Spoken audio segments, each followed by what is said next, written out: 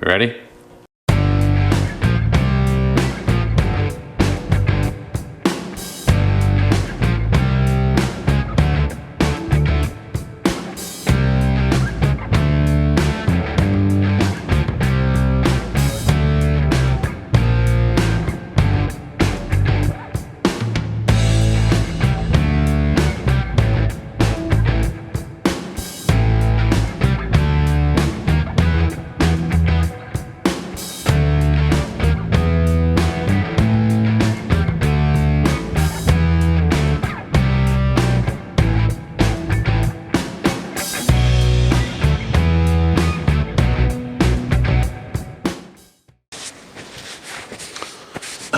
All right, welcome back to Fabrication 101. It's great to have you guys back in the shop with me today. Unfortunately, you may have noticed that the transmission, well, this is the transmission out of my Bronco, and unfortunately it's not in my Bronco anymore. During the Arizona Classic Bronco Stampede, it developed a pretty significant leak, and I lost first and reverse in this thing. And so I kind of thought the first and reverse was an issue with the leak being low on transmission fluid. So I thought I just needed to pull the pump out and reseal it, rebushing it, and rebuild the pump basically, and then put it back in. Unfortunately, when I pulled the drain plug out of this is what I found. Quite a bit of shavings, metal shavings, just like looks like clutch disc material. Quite a bit of transmission goo on the drain plug. The fluid was nice and clean. Still smells really nice, like transmission fluid should. So unfortunately, I think I pulled it out to rebuild it. We're gonna go ahead and rebuild this thing. When I rebuilt this the first time, honestly, I kind of used like an eBay rebuild kit. So I'm really hoping that it was something wrong in the kit and not something that I did wrong when I rebuilt it. But at this point in this project, I just felt like I'd rebuild it again, maybe with a better quality kit.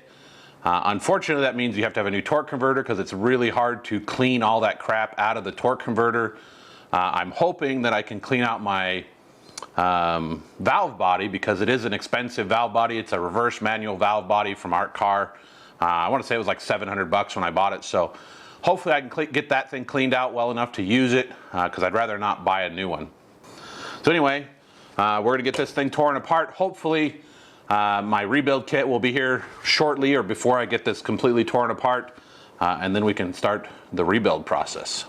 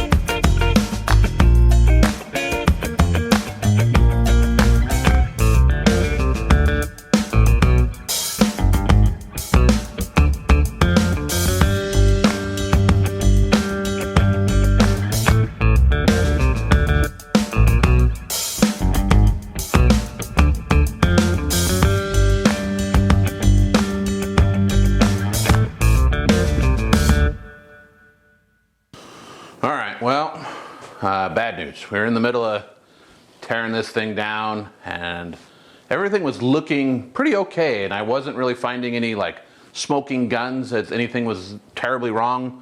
All the clutch discs look fine. I didn't see any crazy wear in any of the bushings. I did find some wear on the the input or the output of the torque converter shaft, which is a pretty good sign that the bushings in my pump were worn out, which if I'm thinking back right, and I'm trying to remember, when I rebuilt this the first time, it was just like a refresh kit. It just had new seals and clutches and no bushings or anything like that. So I did find some more bushing wear in some other spots, but the big major problem right now is this crack. And so here I'll show you this crack. Hopefully you guys can see it. So, whoops, maybe you don't need a light. So right there, let's see if I can get this thing to focus on that crack. You can see that there is a crack that runs from about here all the way along over here. It even goes over this and around to there. So that's no good. That pretty much wipes out this case. I believe. I'm not a transmission expert, but I'm pretty sure that means this case is no good anymore. And originally when I got it, the first time, it actually had a crack in the bell housing, which I fixed. And it seems to have held up okay, but I'm not sure how easy that is or whether it's worth trying to fix that.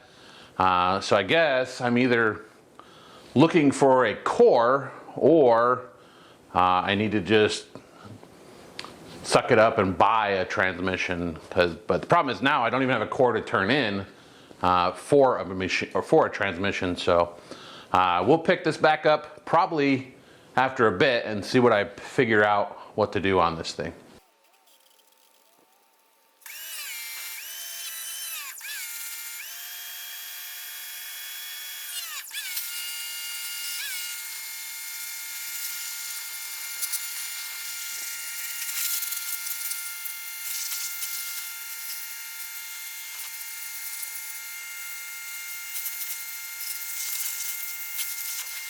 All right, well, I found a core. Hopefully it's a good core. I picked it up for about 200 bucks the other day, so I just got to get torn apart. Try and clean it a little bit more because it's still pretty dirty. It was pretty gross to begin with. And we'll get it torn down and we'll see if we can put her back together. Here's something. Any transmission guru guys know the difference between this one has a 63 on it and my old one had a 23, and I'm just curious if anybody knows what the difference is, what that means. Maybe they're just later model years. I want to say when I rebuilt the first one that it was a two-wheel drive transmission that I converted to four-wheel drive, and I know this one is a four-wheel drive transmission, so maybe that's the difference. I just don't know for sure. So anyway, we'll get it torn down. Hopefully we'll do this the quick way and you guys won't have to sit through it all, so let's try this. All right, well, you can see I've got it all, it's definitely torn down and I cleaned it some more. It's definitely not as clean as I'd like, but it's about as clean as I think I can get it without using a hot tank, which would be really nice, but I just don't have access to one. Anyway, so it's all torn down. I actually did start putting it back together a little bit. I went ahead and put new bushings in the back here. And I started assembling my drums just to check the clearances in them. But I'm ready to pull those apart real quick so I can soak the clutches. And I think I'm pretty much ready to start final assembly on this guy.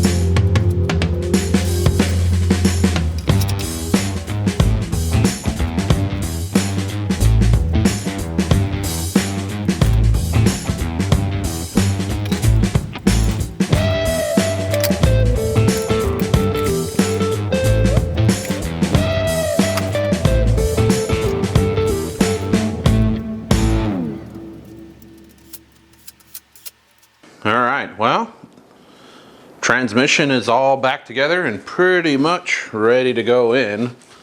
I do have a couple more little things to do. I've got these two fittings I need to put in. They go in place of these fitting lines or coolant lines. I do have AN lines going to the transmission cooler, so swap those out real quick. Got the torque converter pretty much ready to go. Something I learned the hard way. This is the third torque converter for the Bronco. You have to change the plug out here to one that sits pretty close to flush, or at least below the flange here. The flex plate that I have for the back of that goes on the back of the Cummins adapter to go to this stuff does not have any provisions for that little plug. And so my first torque converter, while I was trying to get it seated in there, it wouldn't seat. I didn't figure why until I ripped the threads off the studs on the torque converter, and they were no good anymore. So anyway, we're gonna see if we can get this stuffed back up under the Bronco. Hopefully it goes pretty smoothly. Hopefully it goes as easy as it came out. I do have one bell housing bolt that's really hard to get to, so hopefully that one won't be too much of a challenge, and the rest should drop in pretty easily. So we're ready to install the transmission, or at least for the most part. Unfortunately, I do have to, there's a freeze plug that I'm missing that goes right here. It's a 9/16 freeze plug, and nowhere in my little town has one right now, so I'm gonna have to order one in. But I gotta put that in before I can put the transfer case on the back of the transmission. But I can still get this sucker stuffed in the Bronco. So we'll pick this up after the transmission's in. Maybe I'll wait until I have everything back up in there and running, and we'll see how it goes. So anyway, we'll pick this up in a little bit. So the front's in. Let's see. All right. Contact.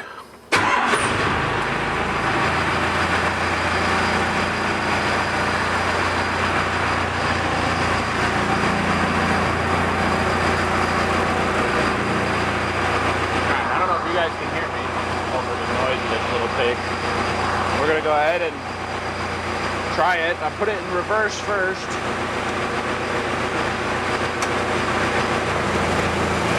Reverse seems to work. Neutral.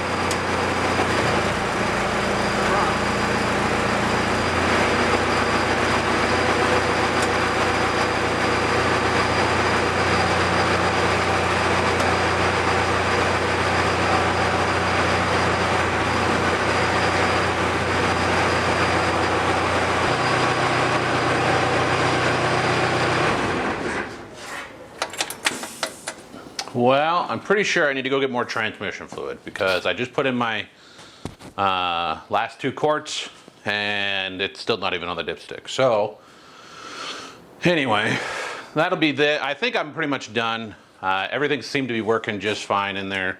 I can't take it for a drive just yet because as I was just getting things set up, I noticed I have a rear wheel seal leaking again.